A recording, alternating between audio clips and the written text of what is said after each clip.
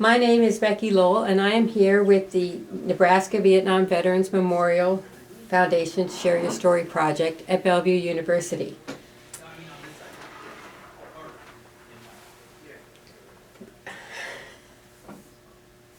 I am with Air Force veteran Paul Murphy, who has agreed to share his story for the Library of Congress and the Nebraska Vietnam Memorial Park Project. Paul, let's begin with your full name and where you were born. Paul Lowell Murphy. I was born in Scottsbluff, Nebraska. Yes, Paul Murphy is a resident of Bellevue, Nebraska, and he served with the United States Air Force from 1967 to 1994. His Vietnam-era service was from May to November 1969. Paul is originally from San Carlos, California.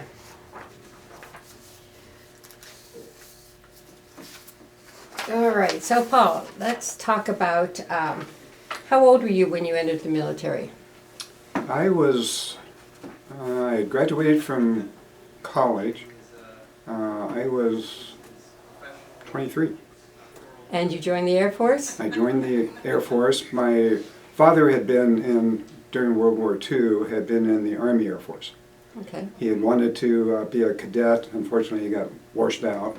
So he became a mechanic for the Air Force.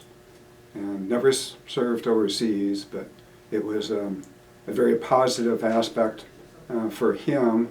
And I felt very privileged to be able to join the military. Okay. What made you choose the Air Force? Primarily because of my dad. Okay.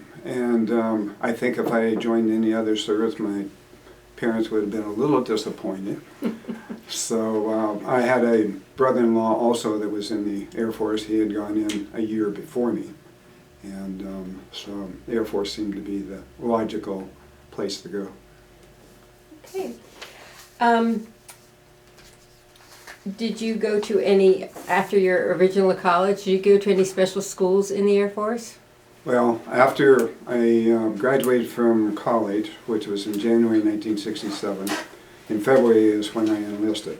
I went down to Lackland Air Force Base for officers training school. That was the 10-week wonder at that time. And after completing that, I was a distinguished graduate. I went up to Lowry Air Force Base, which at that time was the intel school for the Air Force. That was a program that was 6 months, and that was probably one of the best assignments I had. We would go to class from 6 a.m. to 12 noon, and we had the rest of the day off.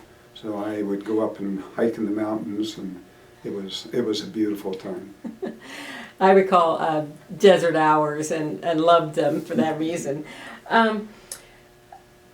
What was your most vivid memory of your training? Well, I can remember the first day I was at officers training school. I was wearing a light jacket, and believe it or not, in Texas, I was freezing. I was standing there. Of course, I'm sure I was nervous and everything because I wasn't exactly sure what I was going to experience. And so it was rather cold. By the time I left in 10 weeks, they had the flag out where you wouldn't do PT because it was so hot. That's good. Okay. Did you qualify with any special equipment? Not really. When I went through intel school, we came out as photo interpreters or air analysts. So it was AI and PI. It was a slash dual AFSC. And but talking about something interesting, I had never used a gun in my life until I came into the military. And when we went to the range to qualify, we had, I think it was 20 preliminary shots. So I shot that, and then we had 40 shots. We had to hit the bullseye 24 times. When they counted mine, there was 23. And so fortunately the officer training field officer took a pencil and poked a hole in it to get the 24th. Well, the person next to me, they looked at his score. He had over 40 holes. So my aim was a little off. That's funny. Okay. So I didn't really use any guns after that. No. That's awesome. Let's talk about your time in Vietnam. Where did you go? Where did you serve? I was stationed here at Offutt Air Force Base, and they needed individuals to go TDY, temporary duty, to Vietnam.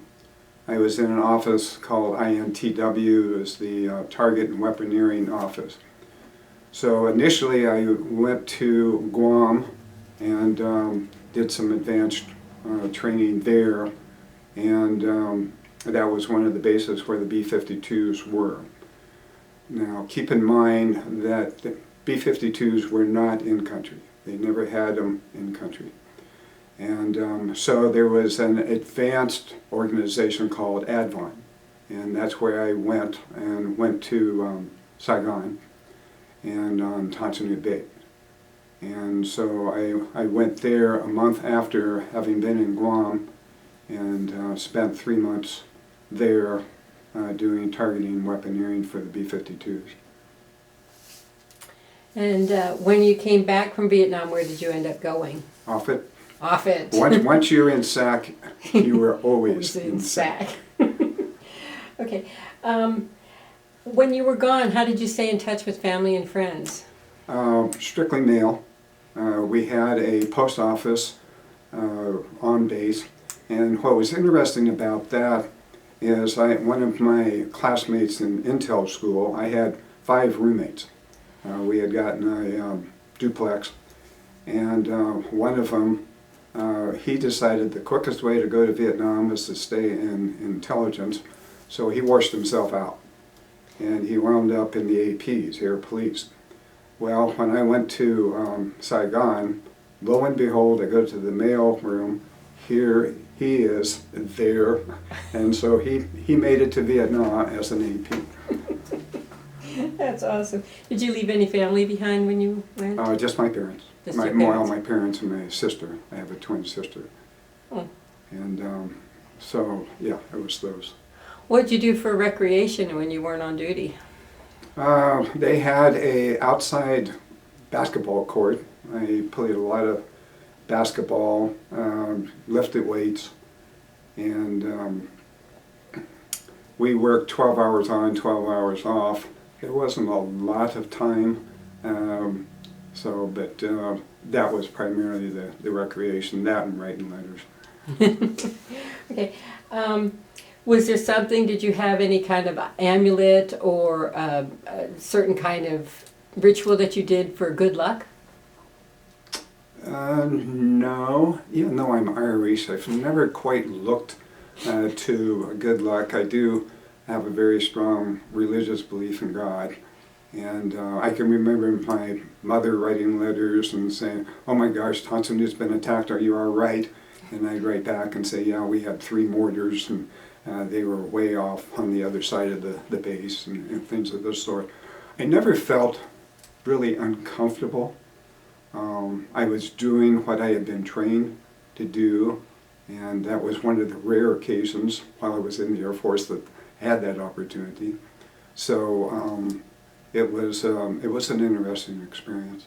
Mm-hmm. I had the opportunity on a couple of occasions to actually fly helicopters up to different sites that we had, and so I got to see a little bit of what was going on in the war itself. But otherwise, my experiences were strictly at the base. Mm-hmm. Tell me about when you came back from Vietnam. My frustration when I came back from Vietnam was probably more talking with my brother-in-law. As I said, I had a twin sister. Mm-hmm. They went to our 5th year reunion of high school. Now this is out in California. And my brother-in-law was abused physically, not physically, emotionally, because he had his uniform on. And at that point I just said, I will never go to a class reunion, and I never have. I thought it was poor. I knew a lot of people didn't agree with Vietnam, but that was something that I really felt very negative about.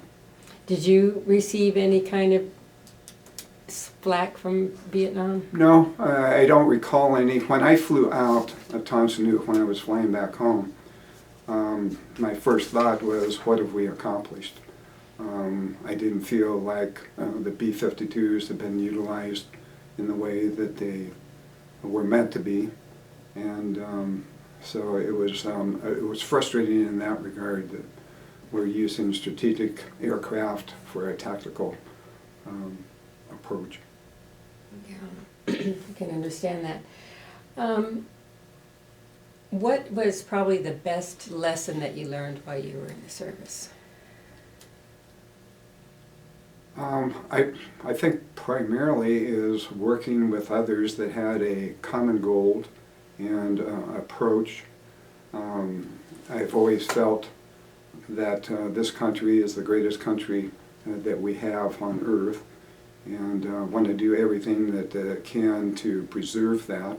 And so that was one of the reasons for joining the military, and hoping that whatever I could do would help have a better country from it. I agree with you there. The generation coming up today, what would you say to them about military service? I've always felt that if a young man or woman coming out of high school really doesn't know what they want to do, that the military is the best way to initially step out into life. Yes, it can be challenging. Yes, it can be different, and I think even more so today from what the youth experience. But I think that if they really give it a chance and work within it, one, they can feel good about it, but two, they can also find a career and be able to do maybe some surprises in their life, have the chance of travel.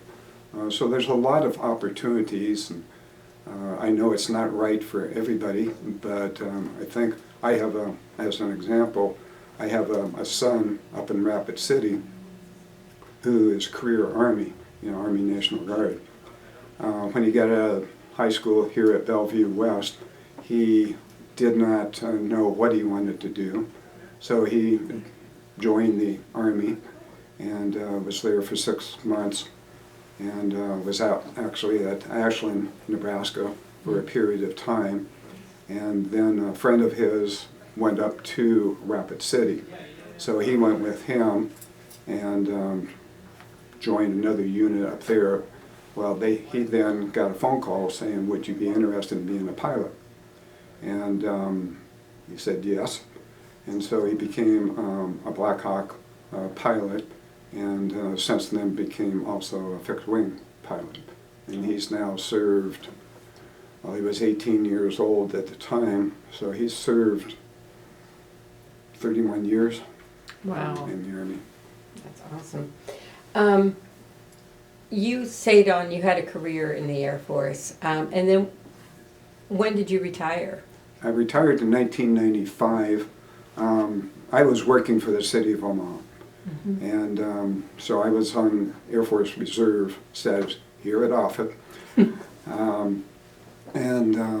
So I would do my duties out here. Initially I was actually sent back to the Pentagon for my 2 weeks, and then I went to DIA for a period of time, and then Offutt finally said, well, you're here, why don't we just have you come here?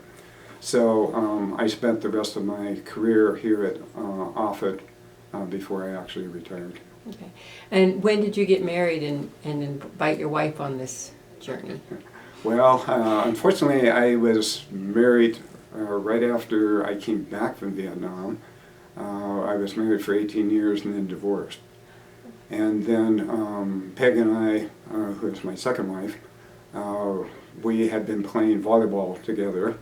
And so we started having a friendship, and one thing led to another, and we got married. She had 2 children at the time, 5 and 2. My sons were grown, and so I helped raise those 2. That's wonderful. Okay. Do you attend any reunions, any service-related reunions? Ironically, the only reunions I have attended, my father-in-law was in the Navy. He was a Pearl Harbor survivor. And so they would have get-togethers here in Nebraska of the Pearl Harbor survivors of Nebraska. And so we would go to those, and then they have periodically every 5 years, they have a get-together at Oahu for Pearl Harbor survivors. And so we went there, and I was fortunate. The last time we took my father-in-law, who did live to 102 years old, he was 98, and that was the 75th anniversary of Pearl Harbor. So that was my experiences of being with the military type organizations. And then did you join any DAVs or? No, I did not. No, okay. I was, to be quite honest, I was too busy with working for the city and then my reserve unit. Okay. How do you think the military service affected your life? How would your life have been different? I think it gave me focus. I think it gave me the opportunity to really find myself. I don't think I really knew too much, even after college, what I wanted to do or what my interests were. And so the Air Force gave me that opportunity to develop various interests. And I had an undergraduate degree in government, and so when I got off active duty, I was actively looking, and the city of Omaha had part-time jobs, so I went there and subsequently came on full-time, and then I got my master's in public administration. And so it did give me the focus that I really needed. Okay. Based on your military experience, how do you feel about the military situation today with the wars in Afghanistan and all the things that are going on? How do you feel about those things? Well, personally, I actually am rather frustrated because I was hoping that we learned something from Vietnam, that the military isn't the answer. I think the military can address the initial concerns, the initial problems, but they can't solve a lot of the issues that are going on in those countries. And it's a partnership that the military can play, but until the civilians actively want, a particular aspect of government or whatever they're looking for, you can only do so much. Okay. If your future generation, your grandchildren, were watching this video, what would you say to them if they were considering military service? I would tell them that if they have the opportunity, have the interest, certainly to look at it. I have an 18-year-old grandson, and unfortunately he has a few problems in regard to, I don't know how best to describe it, but he's very intellectual, but the common aspects of life he's not that good at. I've talked to him about it, and it's not something he's really interested in. But if I had any grandchildren that had an interest, I would certainly have them look into it and see if that really is what they might want to do, and pursue it more than just a peripheral type of look. Okay. Are there any particular mates that you knew while you were in the service that you still have that you have a good or positive memory of, or that you're still in contact with today? I had a very good friend that I actually roomed with here in Bellevue, and we were both in the same office. He had gone to Thailand. He was stationed there And so when he came back, we roomed together, and we spent our active duty, and then when we got off active duty, we spent our time in the reserves in the same unit and everything. And so I had a very close relationship with him. Unfortunately, he died just in the last year. He and his wife were out with a couple who also, he had been in our office, and choked on a piece of steak and died. Oh my goodness. But yeah, he was my close confidant. Is there anything about your service or your veteran experience that you have never shared but you'd like to? I've never been a big person to talk about Vietnam, primarily because of the experience, having come back, and my brother-in-law's experience and things like that. As I said, I was fortunate. I was on a air base. What was interesting is the year before I came was when Tet occurred. North Vietnamese had a wonderful map of Tan Son Nhut. They knew where everything was. The only place they didn't know was Sac-a-Avon. And what was so ironic about that was that Sac-a-Avon was just a small Quonset hut, but it was located right next to 7th Air Force. And so why they didn't know where we were located, I'm not quite sure. But my experience was very positive because, as I said before, I was doing what I had been trained to do. I saw people, service people, come in from the field, and for them to lay on a piece of concrete was a plus. So I realized just how detrimental it was out in the field. I had a brother-in-law who was in the Army, in the Rangers. He didn't talk about Vietnam until he died. We didn't even know that he was a Silver Star and Bronze Star winner. But we got some information from other people that were in his unit of just how important he was, for them. But my experiences were, it was just an echelon down. We had 2 colonels, we had 2 lieutenant colonels, we had majors. I was the low second, or I think I was first lieutenant at that time. So it wasn't anything negative, in that regard. And I've expressed to my wife, what I experienced. Okay. What do you wish more people knew about veterans in general, veterans specifically? I think that if people would understand how, when you're in a unit, you have to be close. If you don't work together, then you have problems. And not saying that there isn't problems, but people are used to having people they can rely upon, they can work with, they feel comfortable with. A lot of times when they get off active duty, they don't see that, they don't find that. My brother-in-law, who had 23 years with the Air Force, when he got off active duty, he struggled to find a job that had the same kind of concepts that he experienced when he was in the Air Force. And so it's that the military is, I think, a great brotherhood, sisterhood, and that, to try to understand what the veteran has dealt with. Sometimes some things that people would never want to see or do, they've experienced, and you have to understand that's what they've lived with. And they started out when they were 18, 19 years old and experienced that. So it's difficult, I guess, sometimes, unless you've lived it, to really understand, but I think that they need to, and I think they do a much better job today, understanding what veterans go through than like back in the Vietnam era. Right.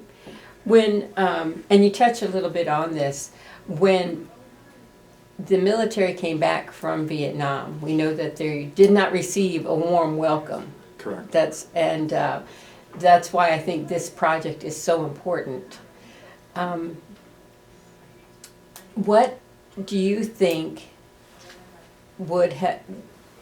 how do you compare that to what's happening to the veterans coming home today?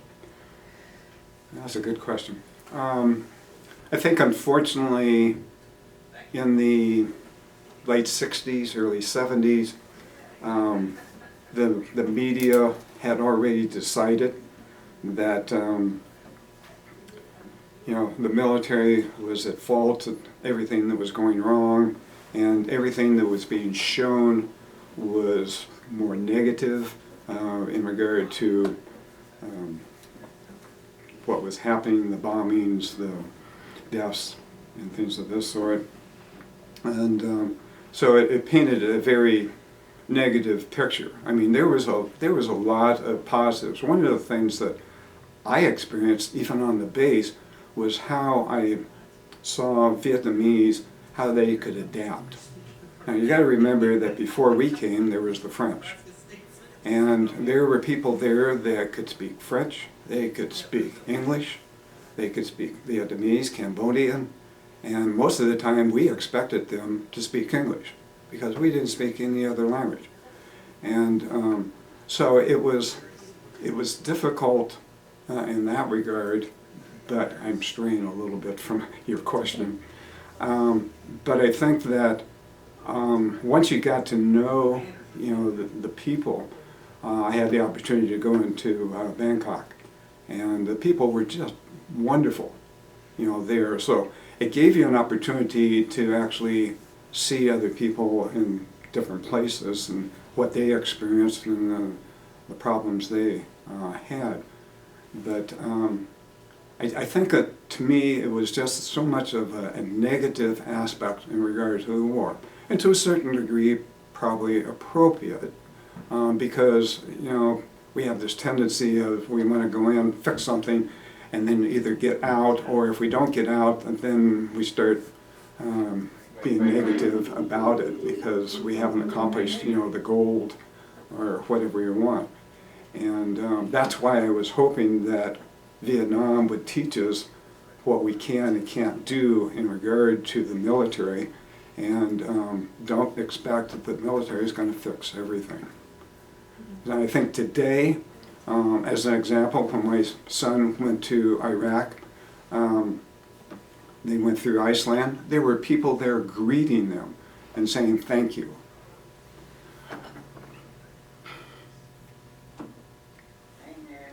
We never experienced that. But it was just so neat. They would, every flight that went through there that was going to Iraq, they truly were thankful that what they were doing. It's a night and day difference. Oh, yes, and I'm thankful that it is. I'm glad my son experienced that. That's good. Well, is there anything else you would like to add to your interview? Is there anything else you'd like to say? What was interesting, going back to Vietnam, we never talked about the B-52s. They were arc lights. And so even at 7th Air Force, when you referenced, because there were South Vietnamese there in the room, you would always talk about arc lights. I am sure they knew that the arc lights were the B-52s, but we never were to mention B-52s. Any other aircraft that you did have? No. No? No. Okay. Right. Well, I want to thank you for taking the time to share your story. It's a great blessing to sit and talk with you. And God bless you. Thank you very much.